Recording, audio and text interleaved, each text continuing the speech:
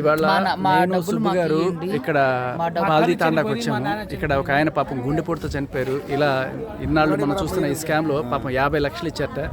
ఈ బాబు వాళ్ళ అబ్బాయి, వాళ్ళ నాన్న లేడు, వాళ్ళ అమ్మ కూడా చనిపోయారు పాపం. సో ఇటువంటి అబ్బాయికి న్యాయం జరగాలి కదా, మనందరం తప్పకుండా. నేను ఒకటే చెప్తున్నా, ఇంత చిన్న పిల్లలు మోసం చేసి తినే డబ్బులు మీకు ఎట్లా వంట పడతాయి? ఎంతవరకు మీరు అభివృద్ధి సాధించగలరు? చూడండి, అసలు ఏ పాపం ఎరుగని ఒక పసిబిడ్డ ఈరోజు వాళ్ళ తల్లిని కోల్పోయిండు, తండ్రి కోల్పోయిండు. ఇంకా కూడా మీ మనస్సు కరగకపోతే ఇన్ని కోట్లు మీరు చనిపోయిన తర్వాత తీసుకెళ్తారా? ఇలాంటి వాళ్ళు ఉసురు పోసుకొని ఎన్ని రోజులు మీరు అంత అహంకారం, అంత దర్పం చూస్తారు? అంటే సెంట్రల్ మినిస్టర్ల పేరు చెప్పి బెదిరిస్తారు, అందరితోని పేర్లు చెప్పి బెదిరిస్తారు, డబ్బులన్నీ వెనకేసుకుంటారు. మరి వీళ్ళ పరిస్థితి ఏంటి? ఇతని భవిష్యత్తు ఏంటి? ఎలా బ్రతకాలి? దయచేసి ప్రజలందరూ కూడా గమనించండి. అడ్వకేట్ సుబ్బు ఎట్టి పరిస్థితుల్లో ఈ కేసు వదిలిపెట్టడం, బాధితుల తరపున ఖచ్చితంగా కొట్లాడతాం.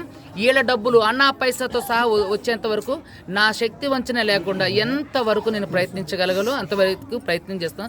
దయచేసి ఇలాంటి వారికి న్యాయం చేయండి. ఇలాంటి వారు ఈరోజు ఎంతమంది అయితే ఈ గిరిజనులు ఉన్నారో వాళ్ళు మాత్రమే దొరికారా దోచుకోవడానికి? ఎంతమంది కోటీశ్వరులు లేరు? ఇదా చేసేది?